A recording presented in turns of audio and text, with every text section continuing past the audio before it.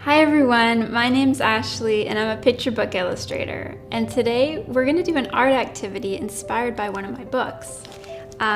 This book here, actually, it's called Shaping Up Summer. It's written by Lizanne Flatt, illustrated by myself, and published by Owl Kids. And inside here is one of my favorite pages. It's a bird's eye view of a pond.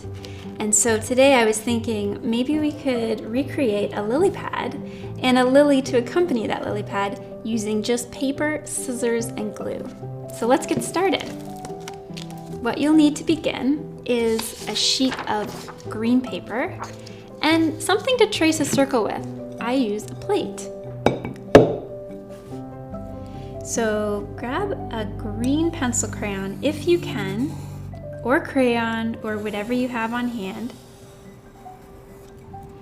And you're gonna trace around the plate and try to figure out where the center of your lily pad is. Just eye it. This little dot here is gonna be a starting point for all of the textured veins we're gonna add to our lily pad.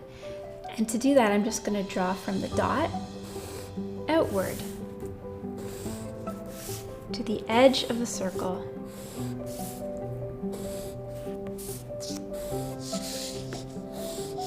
Sometimes it's nice to add little extra details to the shapes we make. There's just something really a lot more interesting about it that way. And as you know, in nature,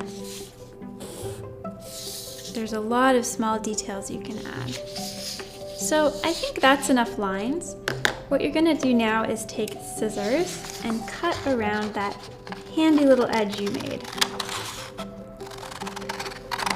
And you know, because you had used a green pencil crayon, you don't see the edge as much.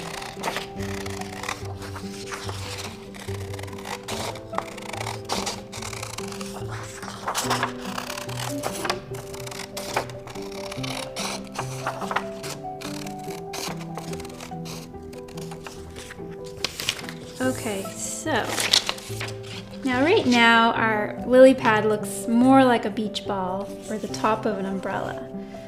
But if you think about it, the shape we need to make is sort of a Pac-Man shape. So if we think about it, all we need to do is take out a triangle of this and it'll look like a lily pad.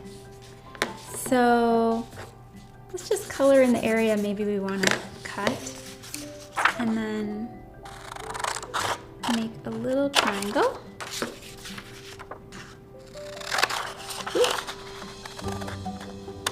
There we go. And I think we are ready to start our flower. So let's stick this over here. And next you're gonna grab a white sheet of paper. And I'm gonna need you to find 4 different sizes of circles from your cabinet, from your kitchen cabinet, that is. So you can see here I have a large, medium, down to small. And so to start with the white sheet, I'm gonna take this large one and jump over that one to this one, and I'm gonna trace these.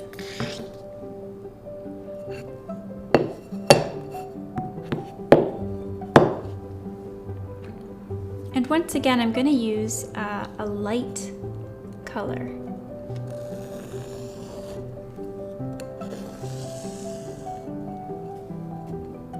And I'm going to put one here.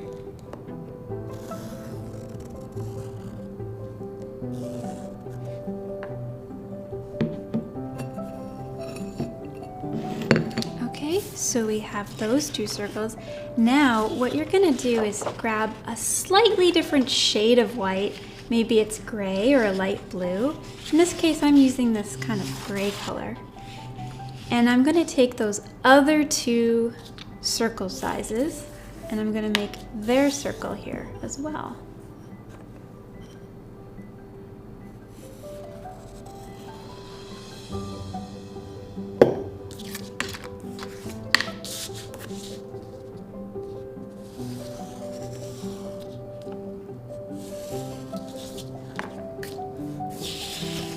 So now that I have our circles, let's start cutting these out. Just to make it easier, I like to actually cut out the shape first. It's easier for me to cut when I cut a smaller piece out from the larger sheet. So with my scissors again, I'm gonna cut this gray one.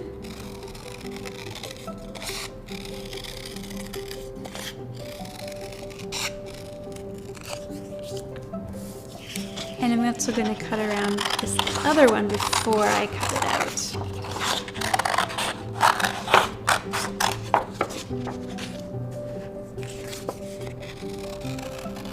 So your circles don't have to be perfect.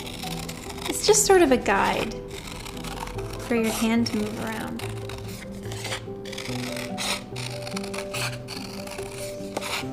All right, so now we have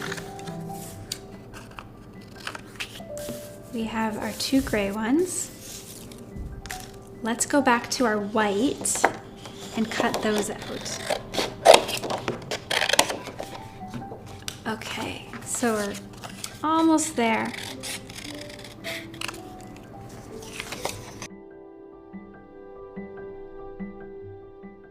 All right, so now I have my 4 sizes of circles. And so to make our flower, we're gonna be layering them on top of each other. And that's sort of why I made them different colors, so that we can really see those layers.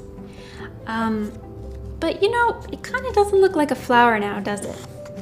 It needs some little spikes around the edges, kind of like what petals are.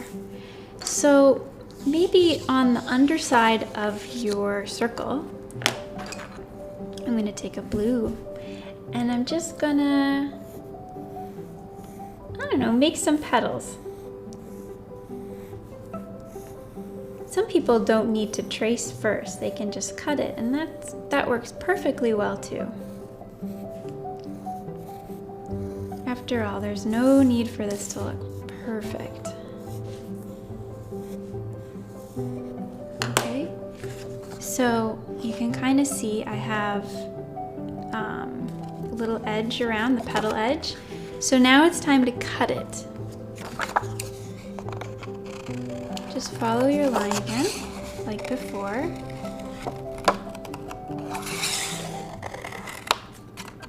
With your scissors.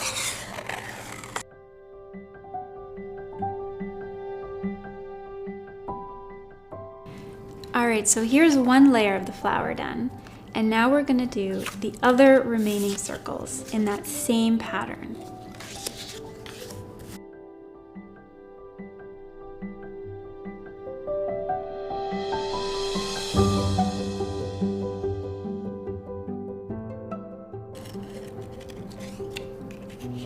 So now that I have all 4 pieces of my flower ready to go, I'm going to use tape or a glue stick, and I'm going to layer them, kind of like this. So let's do that.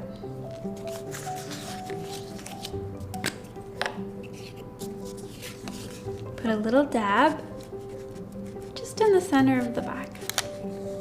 And you're going to put this piece on the largest piece, right in the middle. Next in line is the next size up. Once again, glue stick, just a dab there, and then stick it in the middle here. And our very last tiny piece, let's put some glue on the back. And there we go. I think though, we are missing something, and that might be a little yellow center to our flower. So let's grab some yellow, and I'm just gonna use a hole punch because I have one here, but you can also just cut another circle. And you're gonna make it a little smaller than the others. Okay, so now I have a small sun, and it's time to snip into it. So I'm gonna pretend it's the sun, and I'm gonna cut out little wedges, kind of like I did with the lily pad.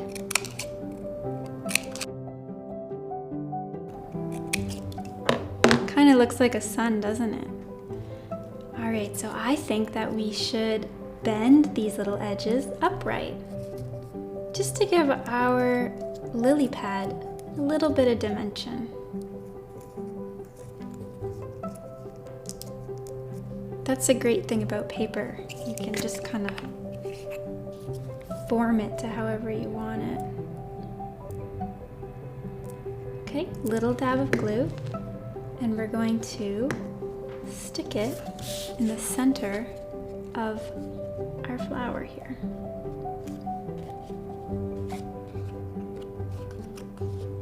Okay, so here's our flower. It's just about ready to go, but I have one more trick I want to show you, and that's to kind of make it pop out a little more. So what you're going to do is kind of look for those petals you cut out, and you're going to just bend them slightly upwards.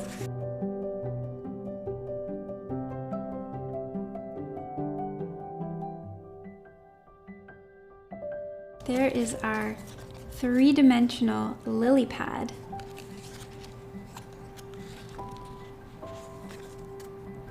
And it's all ready to go on the lily pad leaf. So there's a lot of places you could put the lily. You could put it right in the center of your leaf or to the side. But first, before we do that, let's consider a background for our pond. For that, you'll need a blue sheet of paper. And let's see, maybe we will use some tape for this, just in case we want to move it around again. So let's find a spot for the leaf.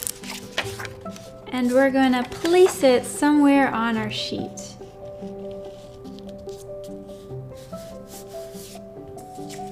Now we're going to do the same for our lily.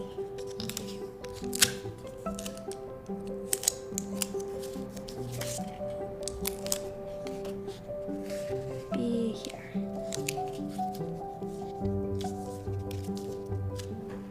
So now that we've taped our lily pad down to the pond, it's time for you to imagine what other creatures might live in this pond alongside it. If you think about it, ponds have a lot of different animals in them. There's fish, frogs, lizards, and a whole bunch of insects. So I think I'm going to put a dragonfly. This is one I made previously.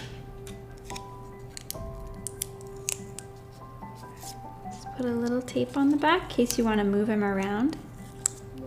And find a nice landing spot for him.